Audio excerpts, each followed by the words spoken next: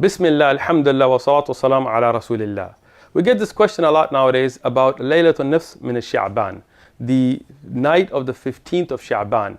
What is a Muslim supposed to do? Is there some special worship? Should we be sending each other greetings on WhatsApp and Facebook and Twitter? Is this something where you go out to the graveyards on this night and visit dead relatives, or go to the masjid and make 100 rak'at in jama'ah or something like this? So with this question and everything else, it has to be evaluated in the light of the Quran and the Sahih Ahadith of Rasulullah sallallahu alaihi wasallam. We don't find any reference to the Laylatul Nisf min Sha'ban in the Quran in authentic manner. And some of the ulama took certain ayat that maybe was referencing that, but if we look at the authentic narrations, those are about Laylatul Qadr. So in the Quran we find no reference. So what do? We go to the Ahadith of Rasulullah sallallahu alaihi wasallam. In the Ahadith of Rasulullah sallallahu alaihi wasallam, there are many Ahadith that mention Laylatul Nisf min Sha'ban. Regarding the virtue of this night, and also regarding certain ibadat, certain worships in this night. Regarding those ahadith that mentions a particular worship in this night or fasting the next day, those are all fabrications. Those are extremely weak, matruk, rejected or fabricated ahadith. So none of those are established.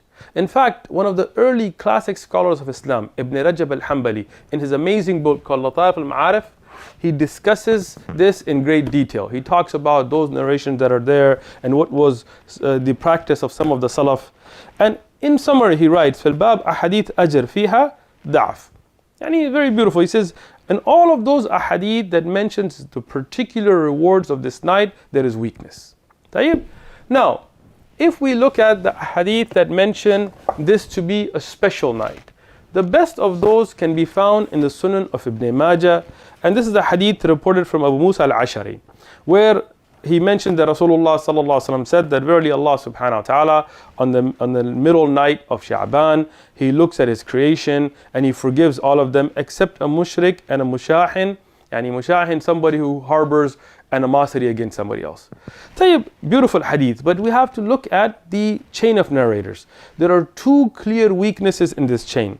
First of them, Abdurrahman ibn Luhayya, he is a weak narrator. And secondly, Al-Walid ibn Muslim, he is a mudallis.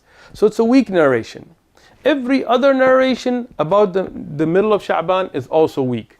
Now, some of the scholars thought that those narrations put together do mention that it's a special night. And that's an acceptable opinion. But there is no particular worship associated with this night.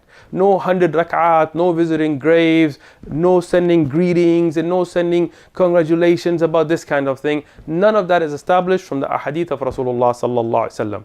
So a Muslim should worship Allah subhanahu wa ta'ala, make dua every night of the year and continue to do that and focus on special nights, but not get into any kind of bid'at by starting any new practices, because Rasulullah sallallahu alaihi wasallam has told us in the Sahih authentic hadith that kullu bid'atan dalala wa kullu dalatan fin nar, that every innovation is a bid'ah and every bid'ah leads to the fire.